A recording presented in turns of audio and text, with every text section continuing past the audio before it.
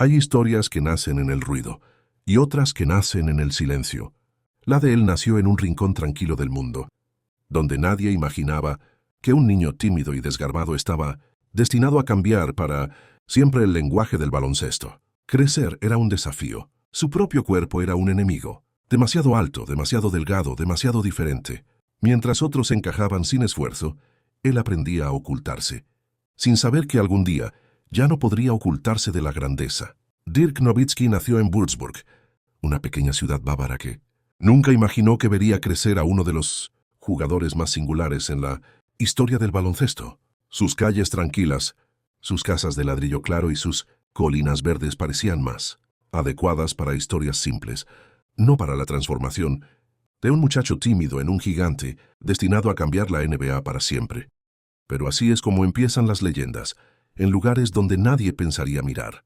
Dirk creció en un hogar donde el deporte no era un pasatiempo, sino un lenguaje. Su madre, Helga, había sido jugadora profesional de baloncesto en la selección alemana. Su padre, Jörg Werner, era un competidor feroz en balonmano. Su hermana mayor, Silke, había heredado la elegancia competitiva de Helga y la intensidad estructurada de su padre. En ese ambiente, el joven Dirk parecía casi un intruso silencioso.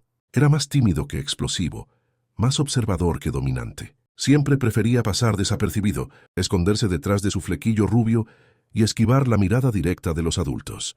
Sin embargo, la genética comenzó a escribir su destino mucho antes de que él lo entendiera. A los 12 años, ya medía más que muchos adultos de su pueblo.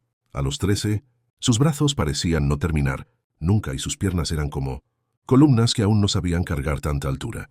Sus compañeros de escuela lo veían como un gigante torpe, y aunque no se lo decían con mala intención, esas palabras le perforaban la autoestima. Dirk caminaba ligeramente encorvado para disimular su altura. Intentaba mezclarse con los demás, sin saber que el mundo esperaba exactamente lo contrario, que dejara de esconderse.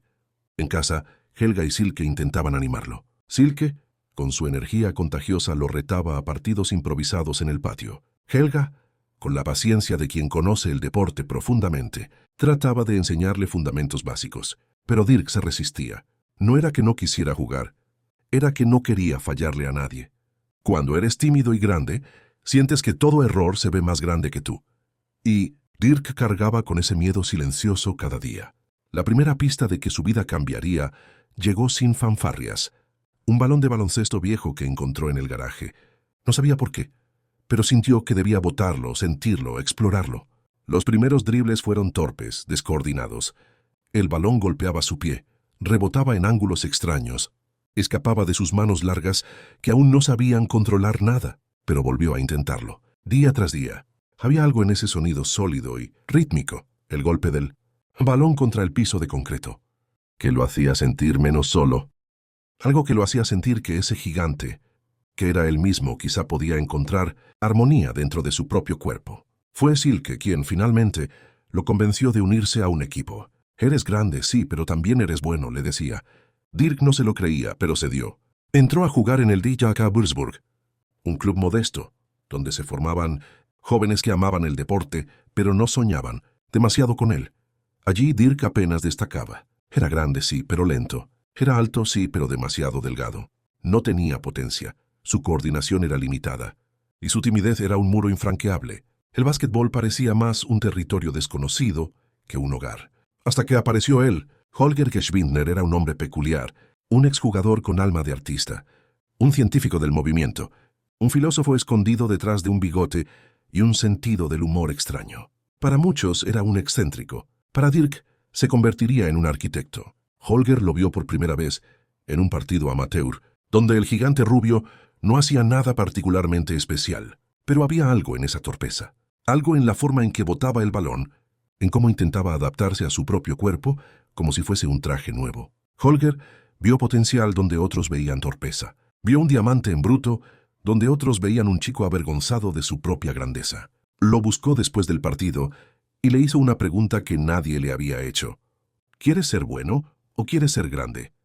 Dirk no supo qué responder. Nadie le había pedido nunca que fuera grande.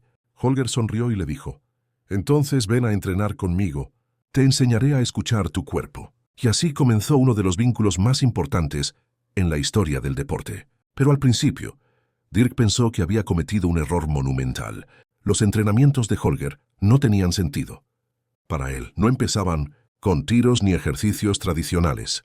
Comenzaban con patrones de movimiento casi musicales, saltos laterales, equilibrios de ojos cerrados, sesiones interminables de técnica de pie, movimientos lentos y repetitivos que parecían sacados de una clase de danza contemporánea.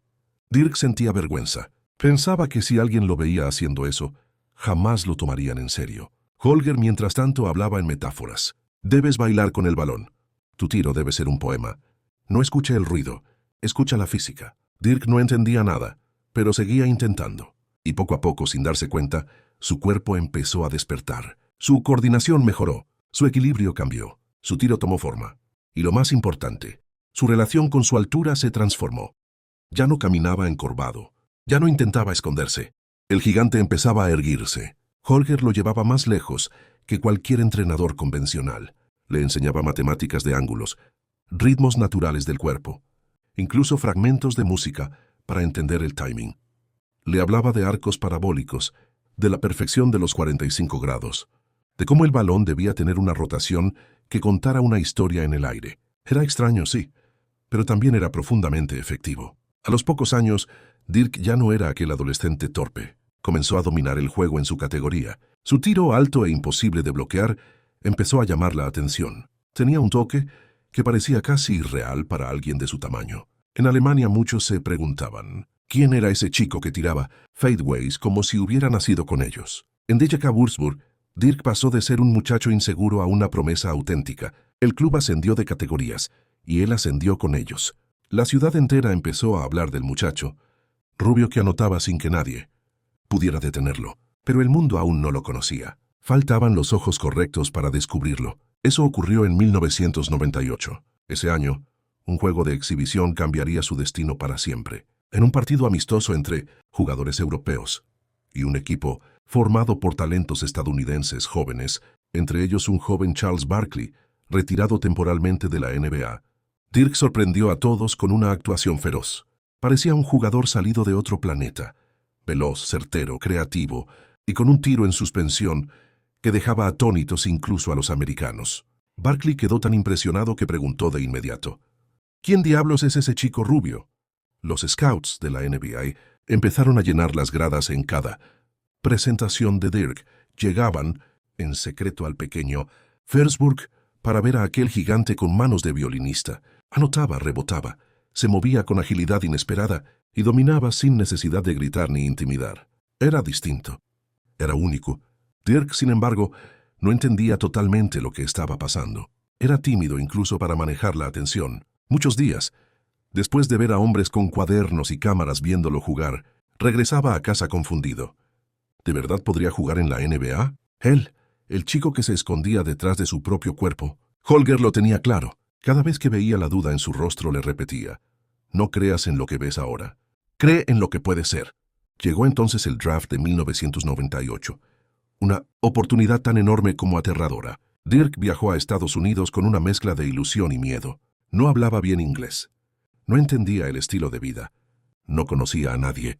Pero su nombre estaba en la mesa y el destino lo esperaba. Fue seleccionado en la primera ronda, pick número 9, aunque de inmediato fue traspasado a los Dallas Mavericks, un equipo sin identidad, sin éxito reciente, sin glamour. A primera vista, no parecía el mejor lugar para un joven europeo tímido, pero sería el lugar donde cambiaría el baloncesto para siempre. Cuando llegó a Estados Unidos, el impacto fue brutal. El idioma lo superaba. Los entrenamientos eran más físicos de lo que jamás había enfrentado, y sus compañeros lo miraban con dudas. Algunos incluso se burlaban de él. Dirk se sentía otra vez aquel adolescente torpe del colegio, perdido en un cuerpo demasiado grande. Sus primeros meses fueron un choque emocional devastador. Su confianza se tambaleó. Pensó en regresar a casa. Pensó que la NBA quizá no era para él, pero el destino no había terminado con él. Su historia apenas comenzaba. Y mientras caminaba por el pasillo de los Mavericks aquel primer día, respirando hondo y sintiendo el peso del miedo mezclado con la ambición, no sabía que estaba a punto de convertirse en el alma de una franquicia, en una leyenda eterna, en un gigante que cambiaría para siempre la forma de ver a los jugadores europeos. Su vida estaba a punto de transformarse. y no habría vuelta atrás. Cuando Dirk Nowitzki aterrizó en Dallas como novato, lo hizo con un corazón lleno de ilusión, pero también con un peso inmenso sobre los hombros. Había cruzado el océano dejando atrás su familia, su ciudad, su idioma y la seguridad de todo lo que conocía. En Estados Unidos, de pronto, era un desconocido más, un gigante rubio, observado con escepticismo, por jugadores que no creían en europeos, que no confiaban en ese tipo de talento y que estaban convencidos de que la dureza real del juego no se enseñaba en gimnasios de Baviera. El choque fue inmediato, brutal, profundo. Sus primeros entrenamientos fueron una pesadilla emocional. Las burlas llegaban desde todos lados, que era muy flaco, que no defendía, que se cansaba rápido, que no estaba listo para la NBA. Algunos compañeros lo empujaban, más fuerte de lo necesario, solo para ver si resistía. Otros murmuraban que no pasaría el primer año, y Dirk, con su naturaleza tímida, absorbía todo en silencio. Por las noches, acostado en su departamento vacío, la soledad lo consumía. Echaba de menos a su familia, a Silke, a Helga, al único lenguaje que comprendía sin esfuerzo. Echaba de menos incluso los entrenamientos extraños de Holger, con saltos laterales y ejercicios que él al principio había odiado. Allí, al menos, había sentido que pertenecía a algún lugar. En Dallas, sin embargo, su alma estaba partida. Después de varios juegos en los que falló más tiros de los que encestó, empezó a cuestionarse. ¿Había cometido un error? ¿Había sido un sueño demasiado grande? En más de una ocasión, marcó el número de su casa, con la intención de decir que quería regresar a Alemania. Pero cada vez, antes de que respondieran, colgaba. Algo dentro de él, una chispa escondida, lo obligaba a seguir intentando. En medio de todo ese torbellino emocional, apareció una figura que cambiaría para siempre su destino. Steve Nash, un canadiense delgado, con cabello largo, sonrisa cálida, y un sentido del humor que parecía venir de otro planeta. Nash también estaba luchando por encontrar su lugar en la liga. No tenía el físico dominante que pedían a los expertos ni el estilo tradicional de los bases estadounidenses. Él también era un extranjero. Un raro, un incomprendido. Quizá por eso conectaron desde el inicio. Nash vio en Dirk algo que nadie más veía, no solo potencial sino humanidad. Veía su vulnerabilidad, sus dudas, su desarraigo. Entendía ese sentimiento de estar lejos de casa, de no encajar. Se acercó a él sin presiones, sin exigencias, solo con amistad. Lo invitó a cenar, lo llevó a juegos de fútbol, lo animó a integrarse, a salir del departamento, a reír. Nash se convirtió en un faro emocional, en la primera mano amiga dentro del caos. Y Dirk, que necesitaba desesperadamente un ancla, encontró en Nash un hermano. Con el tiempo, el trío que marcaría los primeros años de los Mavericks comenzó a consolidarse.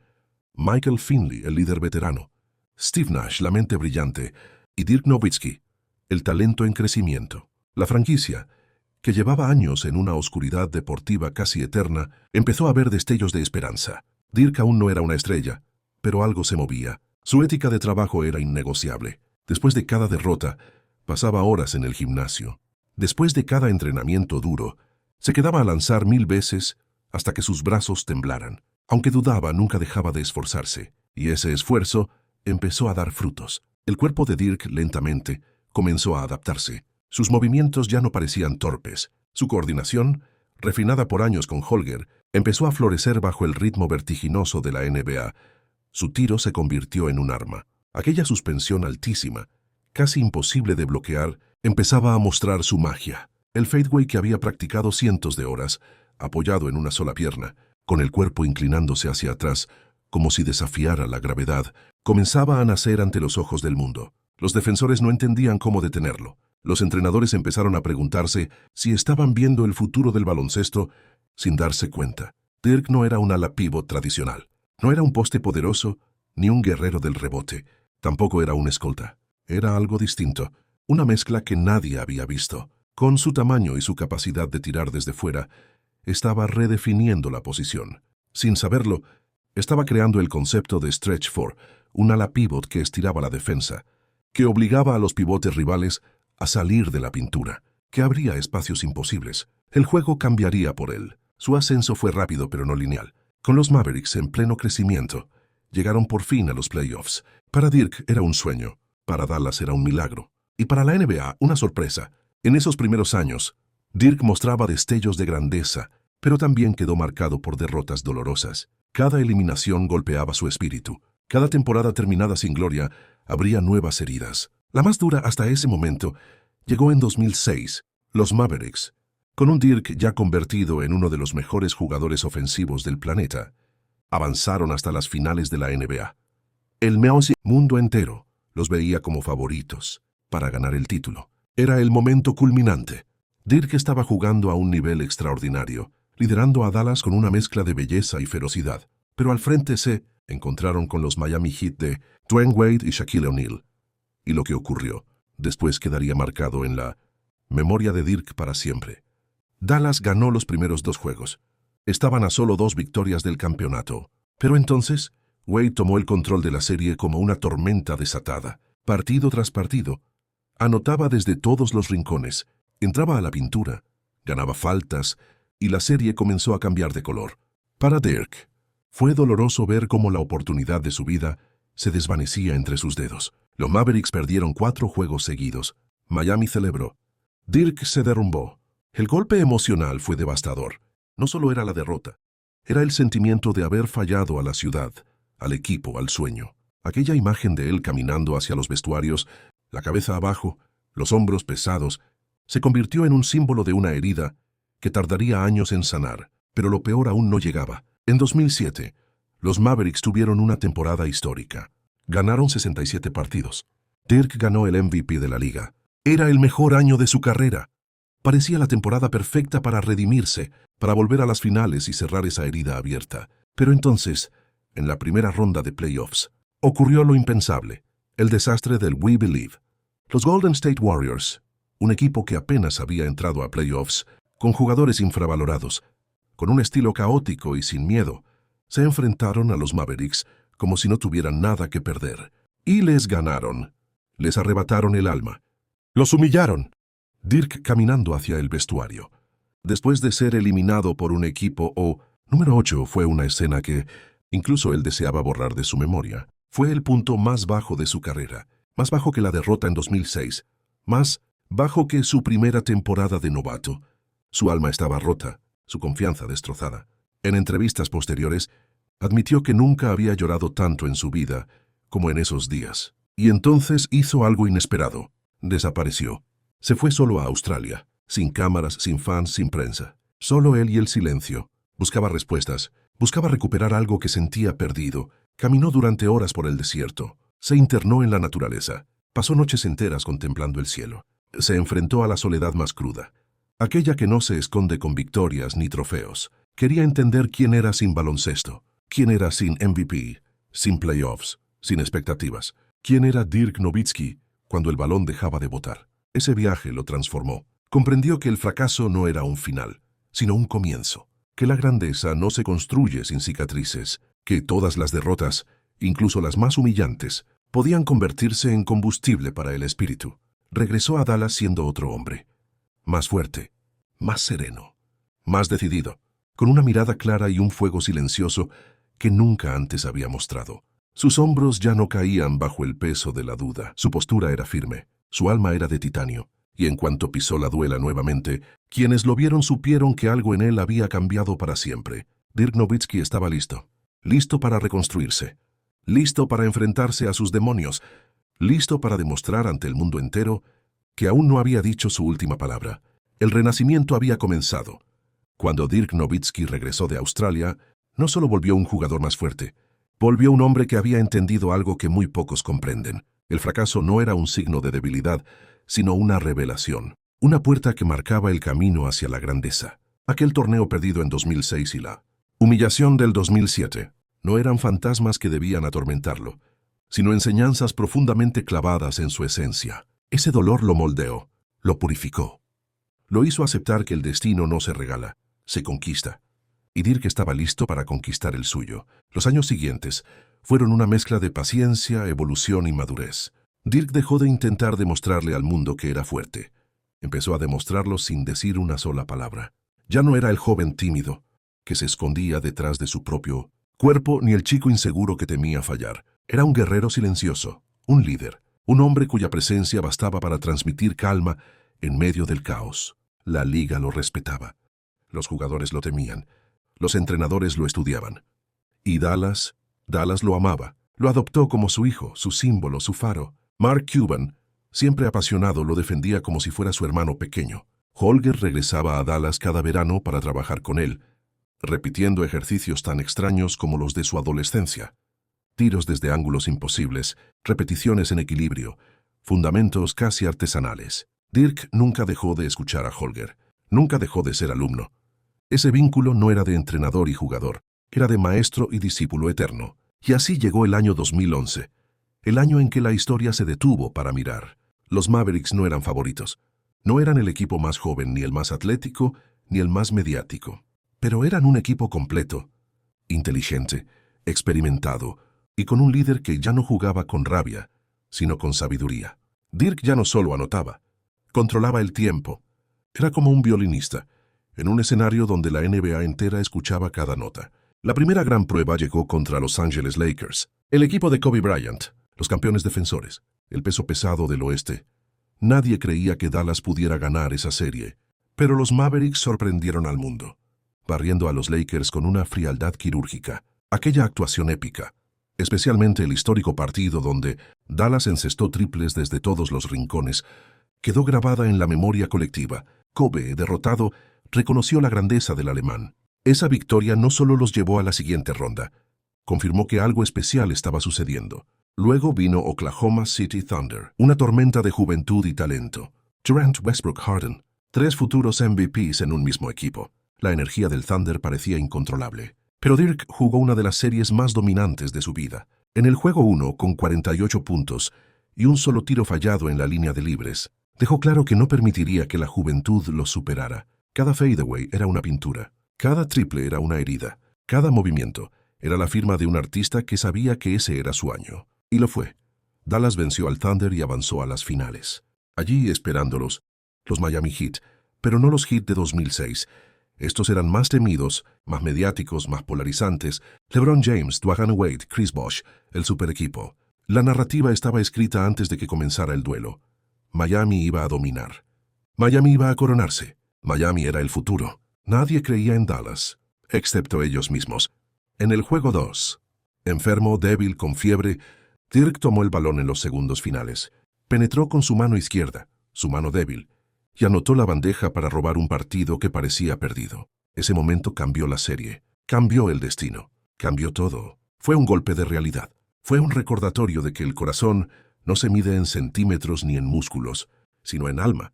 La serie siguió con momentos inolvidables.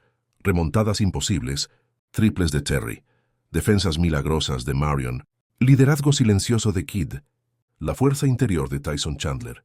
Pero en el centro de todo estaba él, el gigante que ya no se escondía. El hombre que había llorado en 2007 ahora jugaba con la serenidad de un monje y la precisión de un cirujano. En el juego 6, cuando finalmente llegó el momento, cuando sonó la bocina final y los Mavericks se proclamaron campeones, Dirk no celebró de inmediato. Se fue al túnel, solo, a llorar, a liberar una década entera de dolor, duda, sacrificio y renacimiento. Ese era su título. Esa era su redención. El hombre que nunca buscó ser rey acababa de reclamar su trono. El MVP de las finales era evidente. No se discutió. No se cuestionó. Era su premio, su justicia poética, su destino. Después de 2011, Dirk siguió regalando años de grandeza. Nunca se obsesionó con construir superequipos ni con ser el centro de atención. Él solo quería jugar. Compartió la cancha con jóvenes, con novatos que lo admiraban, como si vieran un mito caminar frente a ellos. Enseñó con el ejemplo, con paciencia, con humildad. Nunca exigió honores, nunca presumió. Jugaba con una sonrisa tímida, con una elegancia que parecía venir de otro siglo. Su relación con Steve Nash se mantuvo intacta. Años después, en distintos equipos, seguían siendo hermanos. Con Mark Cuban compartió una conexión de respeto y cariño.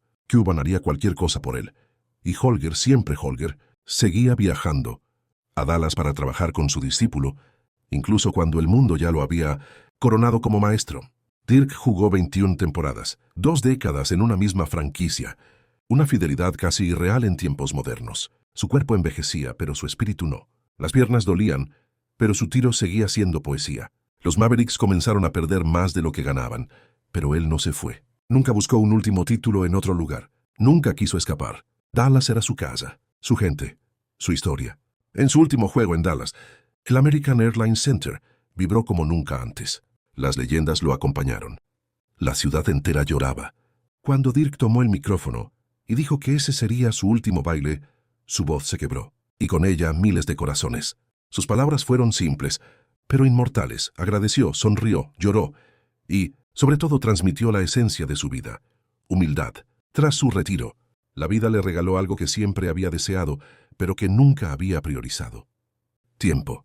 Formó una familia hermosa junto a Jessica. Se convirtió en padre amoroso, en esposo dedicado. Pero su legado no se detuvo. Jugadores europeos como Giannis, Jokic, Doncic, Pau Gasol, Sabonis, todos lo señalan como pionero, como inspiración, como el puente que les abrió las puertas. La NBA moderna, con tiradores grandes, con sistemas abiertos, con pivotes que lanzan triples, nació en gran parte gracias a él.